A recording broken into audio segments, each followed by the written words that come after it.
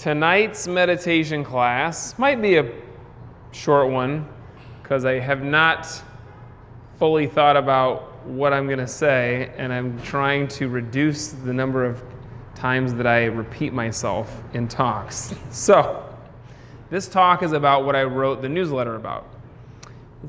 It's basically about being a great partner, but I like this phrase that I'm pretty sure I made up, which is, your practice is not for you. And I actually have talked about similar concepts a couple of times in meditation, but the basic idea is,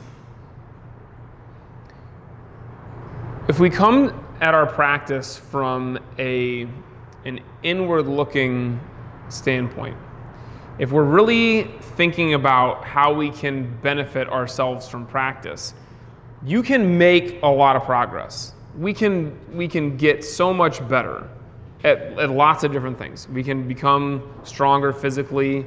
We can get more focus, better, basic mental health, happier, calmer.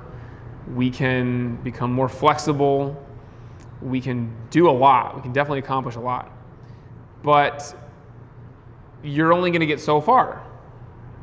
Because at a certain point, we reach a spot where we think, wow, like I look back and I think of myself when I started and I think, I am doing really well now. I'm so much happier than I used to be. I'm so much stronger and healthier than I used to be. I feel really confident. I can defend myself, whatever. And then we kind of start to slide. We kind of start to take the foot off the gas a little bit and feel like I'm doing all right. I don't need to try so hard anymore. And the same is true with our meditation. So you'll hit a point where you feel like, oh man, I'm so much calmer, and I feel like my meditations are getting so good, and you just kind of start to feel all right. You feel complacent. And it's not necessarily a bad thing to be satisfied and to feel good about your practice and good about the progress that you make. But if one of your goals is this like constant never-ending improvement, this idea of I can always get better, even if on some level you're kind of being selfish about it and it's like, I just want to find the best way to always get better and to always improve, take your attention off yourself. Put it on somebody else. Put it on something bigger. So I really like this idea. A student back at Sifu Brown School was in medical school, I think. And one of her teachers told her, if you're going to make it in medicine, then you need something in your life that you're willing to die for. And something in your life that you can live for. And for me, martial arts, I'm very lucky, and it's both. Like I'm willing to die for and live for martial arts. Like I just give my everything for it. But it might not be martial arts for you. You need something that is so important that you're so passionate about, that is bigger than yourself, because that gives you this limitless potential of I'm always getting better for something. So again, you can kind of use the ego to trick itself, like I'm trying to get myself to be the best possible at whatever it is that I can be, so that I can be that for somebody else or something else, even if on some level it still is for me.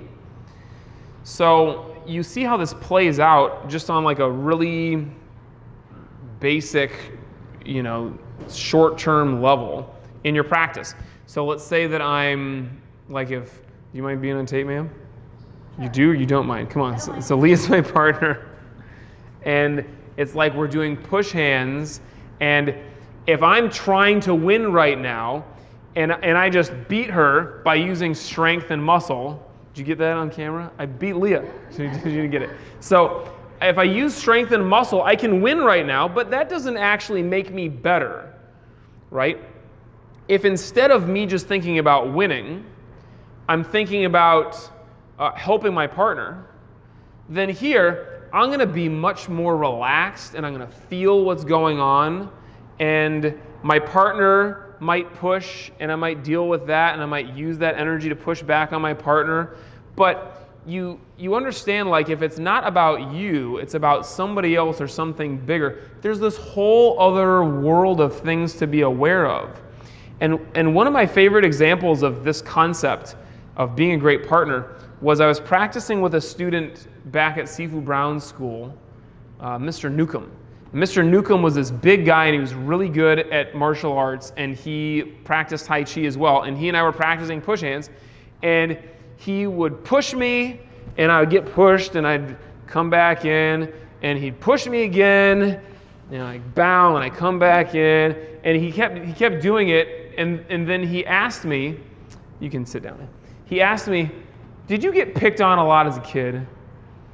And I said, how did you know? And he said, because you just keep getting pushed, and you keep taking it, and you never push back. And if he was just thinking about himself, he would have been in this frame of mind of like, yeah, I'm winning. I'm beating this young, strong kid every time, and it's like taking nothing for me.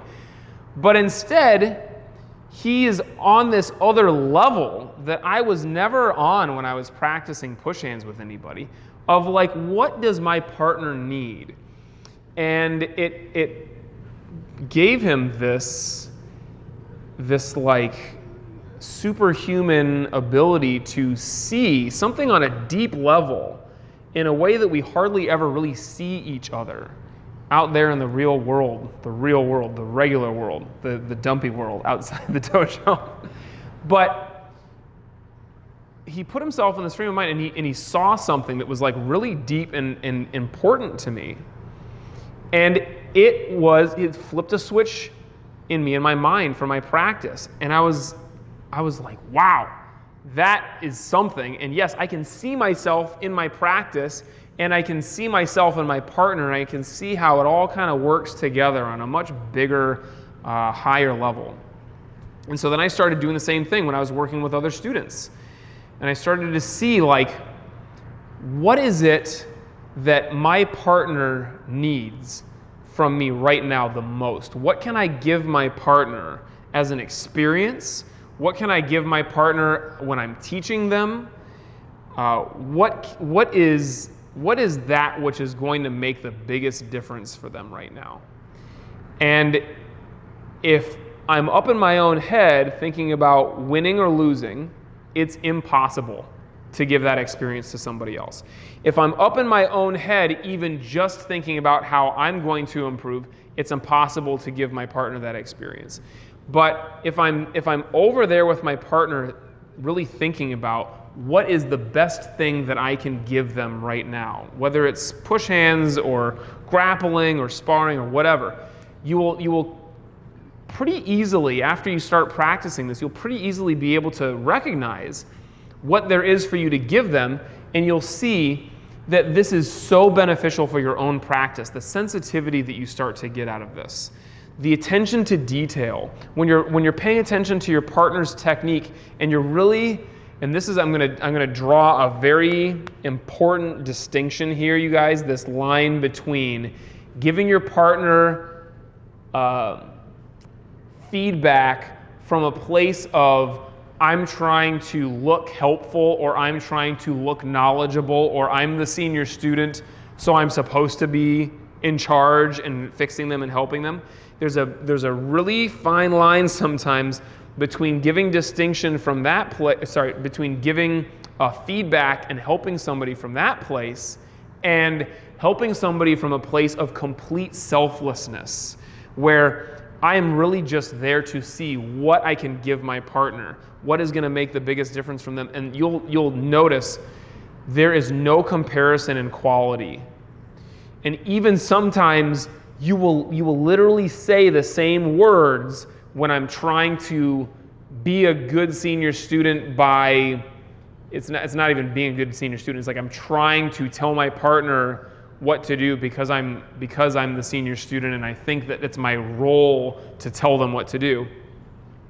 And I could say the same words here as I say over here, where it's coming from a place of selflessness, but it comes across completely differently. And let's keep in mind that that is a huge, huge thing when you're being a great partner.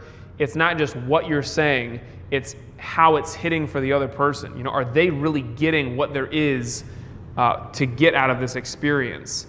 And if you come from a place of selflessness, it's so obvious for them. They get it. So recognize that there are all these great opportunities in our practice to do this, to set our own ego aside and be the best partner that we can for somebody else. And it does not even have to just be when I'm being a partner with somebody. It could actually just be me doing techniques in the mirror, or practicing Tai Chi, practicing my 108, or practicing my form by myself. If I'm doing it for something or someone bigger than myself, the practice takes on a totally different quality. And I'm really lucky in that way because my whole practice of martial arts is built on this idea of, and it has been for about 18 years, of I'm going to teach other people and I'm doing this, I'm getting better right now so that I can give this to somebody else. That always kind of gives my practice a little bit more of a sense of urgency and like more intention because I'm really trying to get better for this group of people. You guys, I was practicing 18 years ago with you in mind. I had no idea who you were, none of you. But I knew I'm going to someday have students and they deserve the best possible version of me. And I hate to break this to you, but the best possible version of me is like, 50 years from now. But you guys got the best possible version of me up to this point because that was my attitude.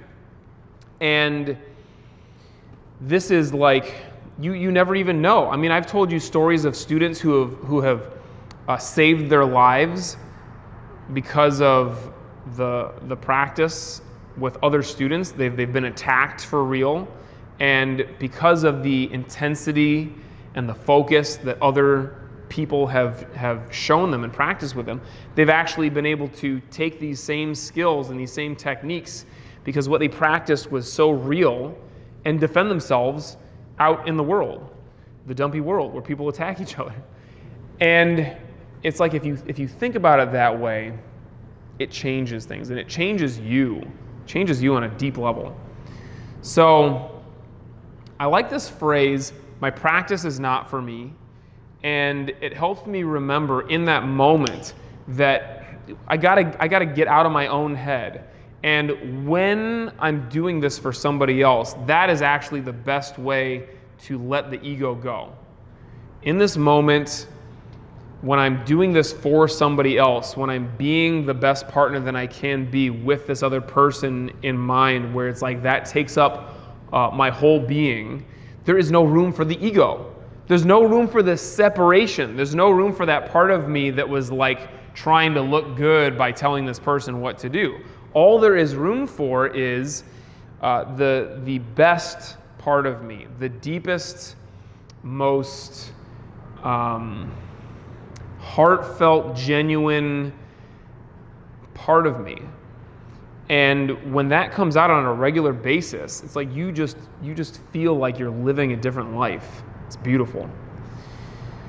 When you practice meditation, it can sometimes be really easy to do it from a standpoint of I'm doing this because I want this for me, because I want to become more focused, because I want to become more calm, because I want to become more peaceful, because I want to become happier, because I want the ego gratification of being able to sit for a certain length of time, Or even, I want the ego gratification of someday becoming enlightened and being able to be that enlightened being that is like amazing. But if you flip it on its head and you practice your meditation for somebody else in your life, even if it's just one person, I'm in a relationship and this person needs me at my best. Or something a little bit bigger, your friends or your family, or something a little bit bigger, your circle of everybody that you know, or something bigger than that, the entire world around you. Then your meditation takes on a whole different life. And in my experience, your meditation is better, it's stronger, it's deeper. And instead of your mind wandering so easily, it's like you're in this place of intention and intense focus, because you know that you're doing this for something that's really big and something that's really important.